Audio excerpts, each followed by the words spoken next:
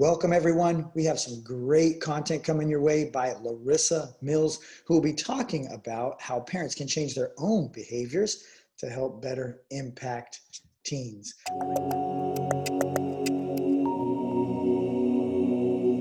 My name is Bernardo Salcido, creator of Connecting with Teens on Instagram and on YouTube, not to mention author of connecTEEN, so please pick up a copy.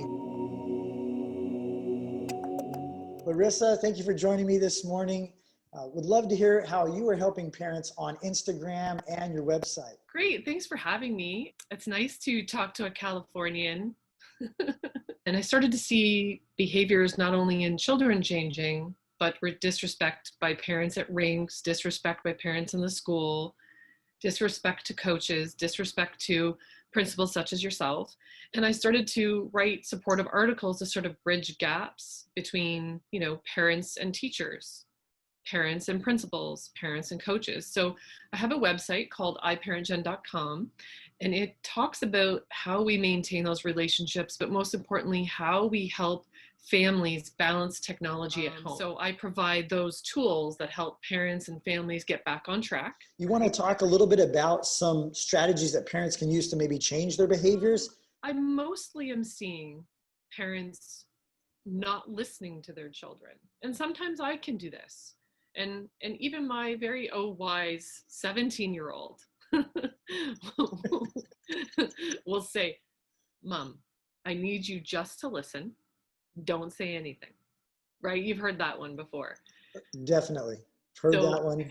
Okay. And she's a very wise one too. She's shrewd, she's smart. And I had to sort of take my attunement from her. Okay, I'll just listen. No criticism, but I'm just going to listen. And if she wants to tell me that she's painting today, or that she's going out with her boyfriend, or or the kids, whatever your kid's doing, if they like purple socks, I don't care. We need to register what they're saying, validate it, and acknowledge it. Because the one time that they come to us, we have to be attuned. We have to listen without criticism. And most of all, what I'm telling parents to do to change their behavior is put down the phone. Just put down the phone and bond with your children that we used to do 20 years ago. And that is the biggest change that our psychotherapists, psychologists, psychiatrists are all seeing, is that 83% of parents are really not stopping their kids from using their phone, and they're on their phones. So it's almost 20 hours a week, 80 hours a month, 940 hours a year we're not spending with our children. Yeah, you want to talk a little bit more about that self-talk? Because to me, it sounds like a very interesting topic, but how do you go about teaching your teen to work through that process of self-talk? It's our inner voice that we use to talk to ourselves, to guide ourselves, and to make decisions. How you do that is very detailed. It's when you make a decision, you're talking out loud to your child, and the child is basically hearing that sentence and saying, "Oh yeah, maybe we shouldn't go to the beach today in the water because the waves are so huge. Mom says we should wear a life jacket." So the next time they go to do this, I don't even have to tell them to wear a life jacket.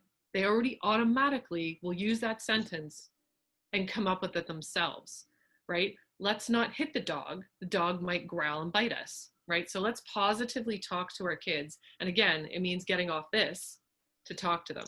And even something as simple as just putting down your cell phone. The statistics are staggering for how much time an adult spends on social media. It boggles my mind, but I try and guide parents and say, if you're really working, then use a laptop. Get out your laptop, sit at your desk, and show your kids what work looks like. What you're saying definitely makes sense of, okay, you're working, but then when they see their parent on their phone, they think, oh, I can do that on my phone too. They're going to do it. And then we get into So I've actually written a book. It's How to Be a Good Parent in the Age of Technology, and it's going to be out soon. And it's about it's literally about 1,000 tips. It's a guideline about how parents can tune into their kids and be less technical.